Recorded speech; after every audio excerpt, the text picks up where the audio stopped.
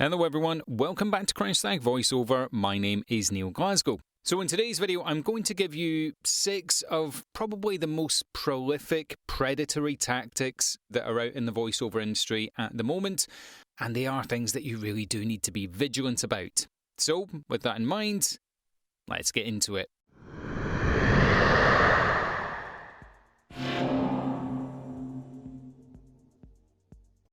So the reason I wanted to make this video is I was contacted by someone, I think they're in the States, and they were asking about coaching, etc.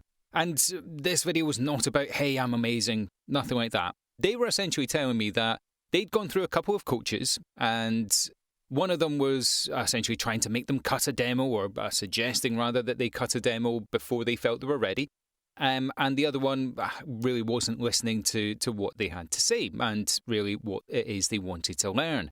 And it sort of made me think about all of the predatory tactics that I've experienced and people that I work with have experienced in the market, but you kind of don't really know about it or know to look out for them until they've already happened, or they're, blatantly obvious that they're scams. And to be honest, a lot of these things are really quite sophisticated. So having had this email, I thought, okay, I'll put together what I think are the worst things that I certainly came across, and that, as I say, they are very prolific in the market. So starting at number 6, cutting a demo before you're ready.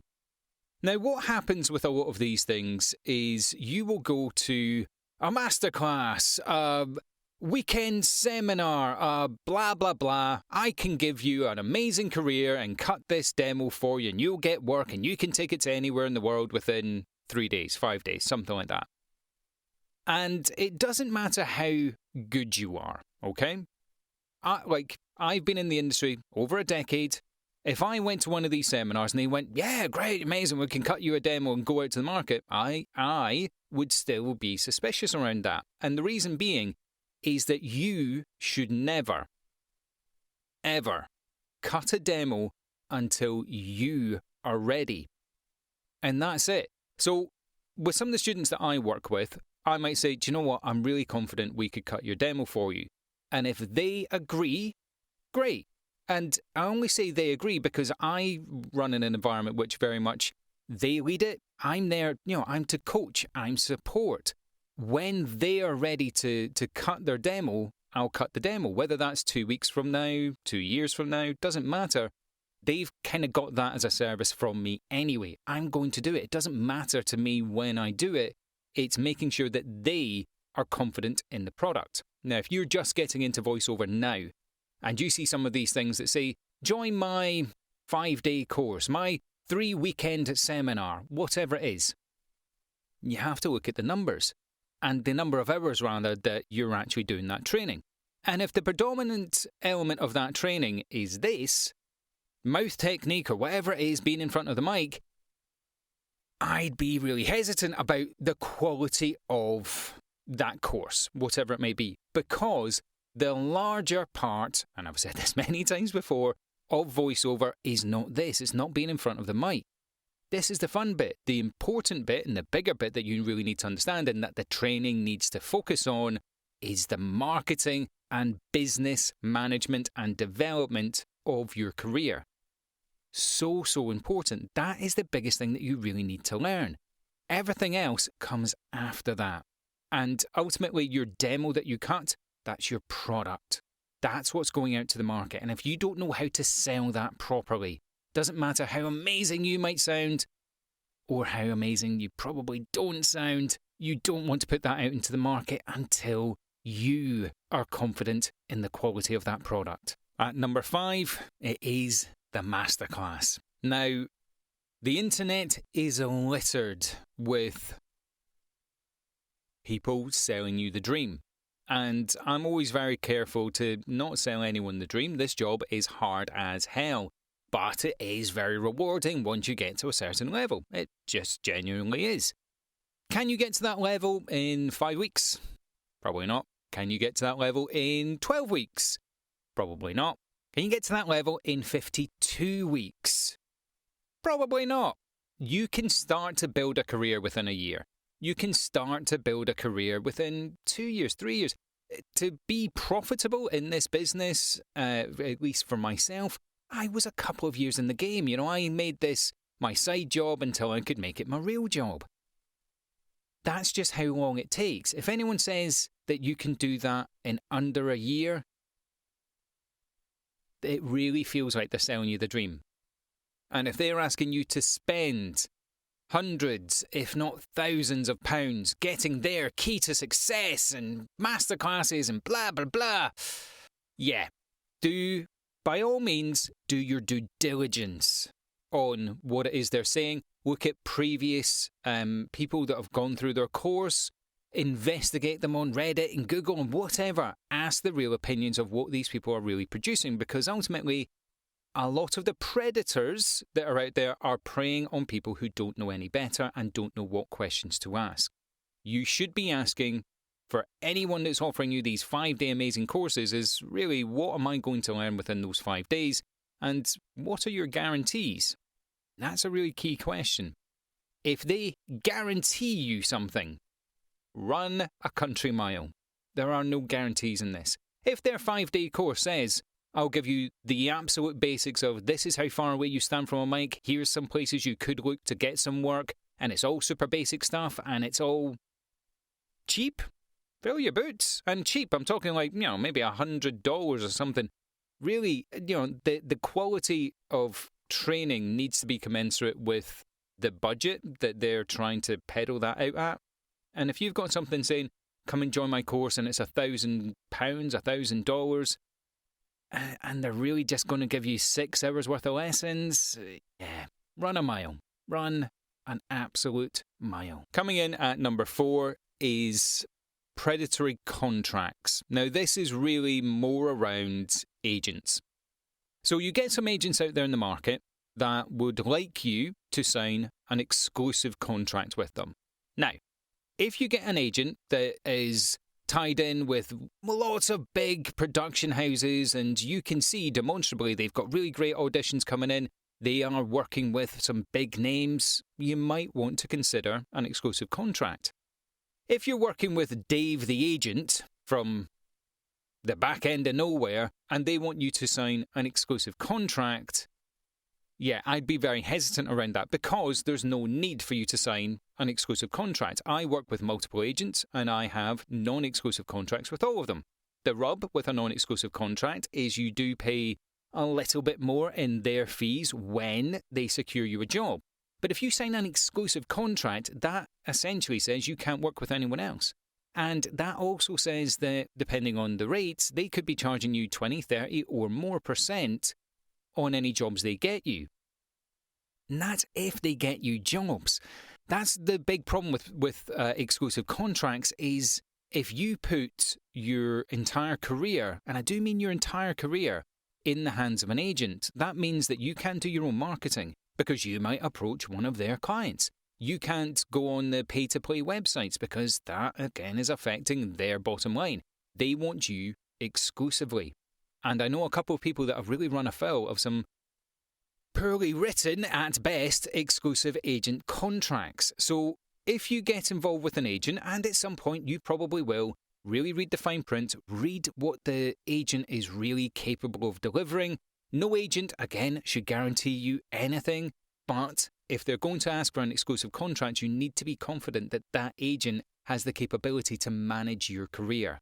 Otherwise, you manage your own career and you sign a non-exclusive contract. At number 3, free work for exposure. Now, I'm a bit hesitant about these sorts of things. So, have I done free work before? Absolutely. Do I continue to do free work now? Absolutely. What is the free work I do? I help out a lot of student projects. I help out some, little game developers and stuff. People that I know or people that get recommended to me. Things that aren't particularly taxing and I know aren't going to be used for commercial purposes. However, you may get contacted through various websites, even maybe direct, okay? By someone saying, look, I've got this quite a big project going on, but I can't afford to pay you anything, but it's great exposure. It's really great exposure. The only question I would ask around that, if exposure is what they're giving me, who is it they're exposing me to? Again, if it's Dave the agent or Dave the producer, no offence to Daves out there, it's just a name popping in my head. If your network is so small, or your budget or your projects is so small, and are so small rather, that's bad English, then who exactly is this giving me exposure to? Am I going to be on the credits? Am I going to be a featured voice and this is a big step to my career? Are you putting me in front of people at Marvel? Probably not. Are you putting me in front of other people who may want free work? Yeah, possibly. And the reality is when you get into voice work, you kind of are clambering for any opportunity that you can to get out there and get your name known in the market. But please just be very aware that long work, as in long form narration, for exposure, again, run a mile, it's not worth you getting involved in because it is a lot of work and a lot of effort for no real reward. You can't track exposure, really.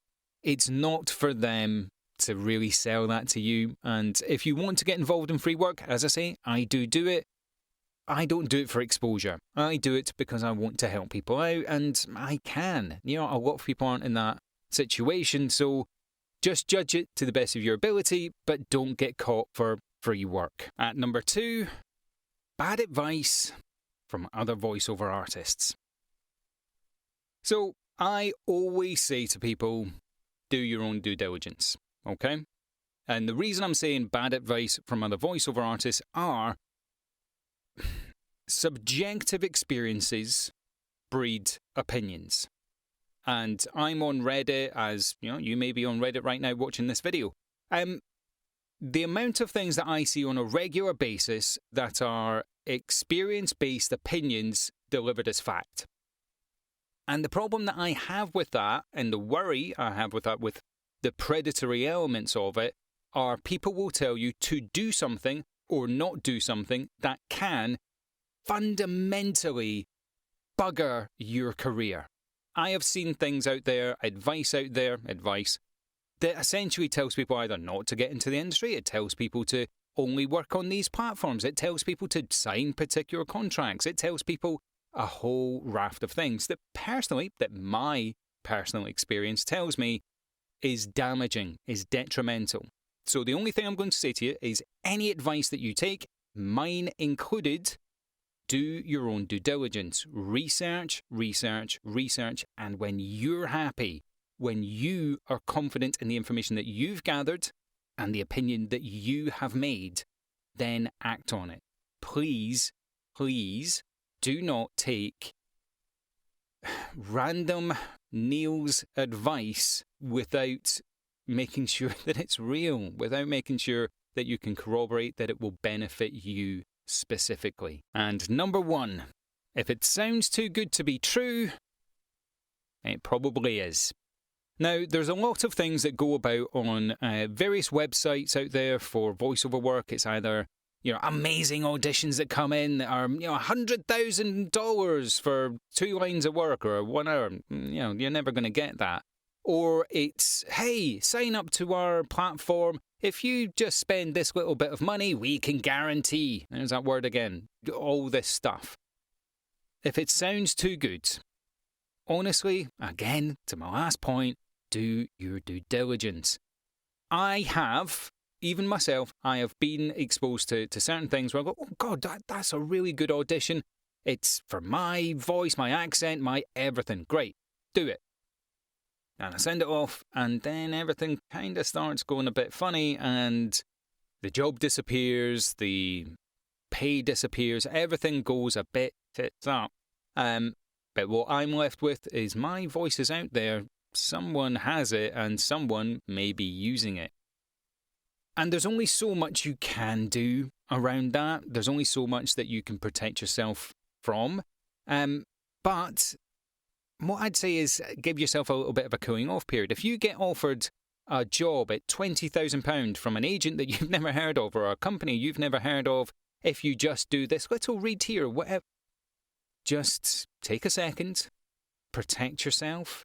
Do something that maybe progresses that along, but ultimately don't give something that's usable, and ultimately make sure that you have some protection for yourself so that you don't do yourself a mischief, and that these people out there don't steal your voice or don't get you scammed for a job that they're never going to pay for, which, again, that's happened to me. If this advice has been helpful at all, please leave me a like, subscribe, and please do hit that notification bell. Again, head over to the Reddit. We've got the Voiceover advice page on there, and people are starting to contribute to it, but it's a really nice community. And if you've got anything else that you'd like me to cover for my next video, drop it in the comment section below. And remember, you can absolutely be a voiceover artist. See you in the next video.